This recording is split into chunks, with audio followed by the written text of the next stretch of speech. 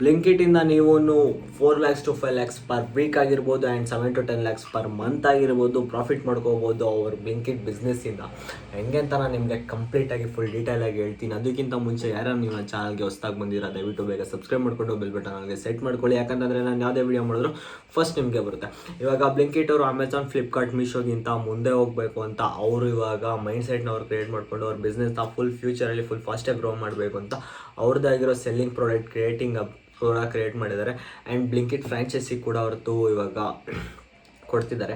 Blinkit franchise ತೊಗೊಳ್ಳೋದು ಹೆಂಗೆ ಅಂತ ಅಂದರೆ ಅದು ನಿಮಗೆ ಫುಲ್ ಡೀಟೇಲಾಗಿ ನಾನು ಹೇಳ್ತೀನಿ. ಆ್ಯಂಡ್ ಇವಾಗ ನೀವು ಮೀಶೋದಲ್ಲಿ ಸೇಲ್ ಮಾಡ್ತಿರೋ, ಫ್ಲಿಪ್ಕಾರ್ಟಲ್ಲಿ ಸೇಲ್ ಮಾಡ್ತಿರೋ, ಅಮೆಝಾನಲ್ಲಿ ಸೇಲ್ ಮಾಡ್ತಿರೋ ಎಲ್ಲ ಇವಾಗ ಬ್ಲಿಂಕಿಟಲ್ಲೂ ನೀವು ಸೇಲ್ ಮಾಡ್ಬೋದು.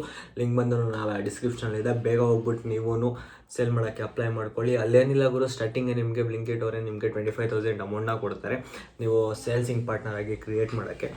ಆ್ಯಂಡ್ ಇವಾಗ ಫ್ರ್ಯಾಂಚೈಸಿ ಹೆಂಗೆ ತೊಗೊಳೋದು ಅಂತಂದರೆ ಅಲ್ಲಿ Blinkit.com ಇದೆಯಲ್ಲ, ಅಲ್ಲಿ ಹೋಗ್ಬಿಟ್ಟು ನಿಮಗೆ ಫ್ರ್ಯಾಂಚೈಸಿ ಅಂತ ಒಂದಿರೋ ಆಪ್ಷನ್ ಇರುತ್ತೆ.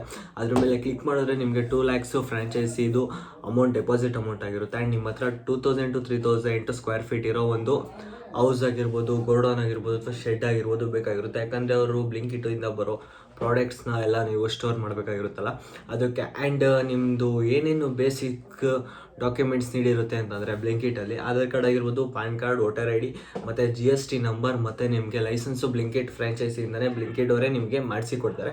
ಆ್ಯಂಡ್ 3 to 4 kilometers ನಿಮ್ಮ ಹತ್ರ ಏನಾದ್ರು ಎಕ್ಸ್ಟ್ರಾ ದುಡ್ಡಿದ್ರೆ ನೀವು ಇನ್ನೂ ಎಕ್ಸ್ಟ್ರಾ ಮನಿನ ಅರ್ನ್ ಮಾಡಬೇಕು ಅಂತಂದರೆ ಮ್ಯಾಕ್ಸಿಮಮ್ ಇವಾಗ ಒಂದು 10 kilometer ಆಚೆಗಡೆ ಇನ್ನೊಂದು ಸ್ಟೋರ್ನ ನೀವು ಮಾಡ್ಕೋಬೋದು.